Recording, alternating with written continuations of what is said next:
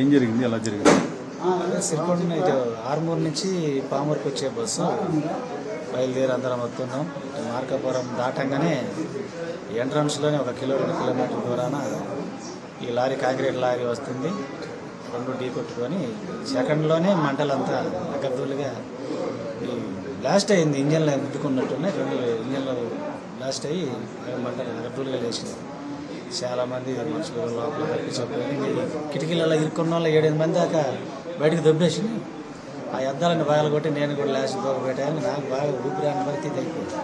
ఆ కింద ఉన్న వాళ్ళని సగం వరకు నడుము వరకు వచ్చిన బయటికి ఇంకా నేను రాలేకపోయింది. కింద ఉన్న గుంజేసరికి ఎంత గోపు వచ్చిన మోకాళ్ళ దాకా అంతా ఇక అద్దాలు అవి బాగా కొట్టేసి నేను చిన్నది లోపల మిగతా మిగిలిన వాళ్ళంతా లోపల నేను దిగేలోపు ఎంత 2-3 నిమిషాల్లో మొత్తం సదరం అంతా తగలిపోయింది మంట అంతా.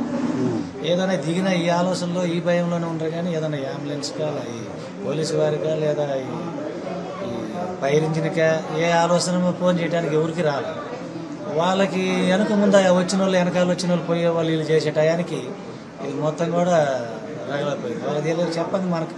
వాళ్ళకి మాత్రం ఆ టైం నైట్ వాళ్ళు తెల్లారింది కానీ ఇక 5:40 అంటే తెల్లారింది అలా వినిపిస్తుంది కానీ ఆ టైం జరిగింది. అదే సంగతి. ఇప్పుడు ఈ హాస్పిటల్లో ఉన్న వాళ్ళ వరకే ఆ నుంచి మొత్తం దూకిన వాళ్ళు తప్పించుకున్న వాళ్ళు. ఇక మిగతా వాళ్ళు బయటికి వచ్చే ఛాన్స్ లేదు. ఇక లోపలనే మొత్తం ఆగిపోయింది.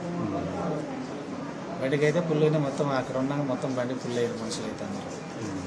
మీరు చూస్తున్నా ఎంతమందిని లోపల నుంచి తీసుకొచ్చారు? వీళ్ళు 7 దాకా ఈ తెలుసొస్తున్న వాళ్ళు ఆ ముందు దగ్గర అంచులు ఉన్న వాళ్ళని 7 దాకా నెట్టేసి 7-8 మంది దాకా నెట్టేసి తలకాయలు పెట్టింది. వాళ్ళు దూకడానికి తలకాయలు పెట్టింది కానీ వాళ్ళకి ఏం అర్థం కాలేదు. మంటలు దెబ్బకి ఈ పొగ మంటలు దెబ్బకి దూకితే సత్తమేమో లోపల నుండి సత్తమేమో ఆలోచిస్తుంది.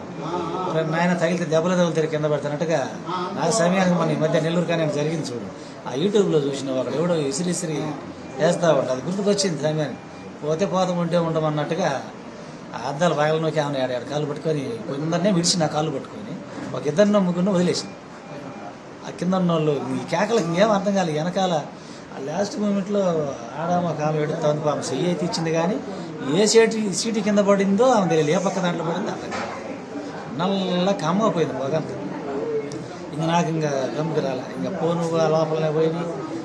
ఇక కింద చూసేసరికి అది బ్యాగ్ ఒకటి నా బట్టల బ్యాగ్ ఒకటి ఆడుంది.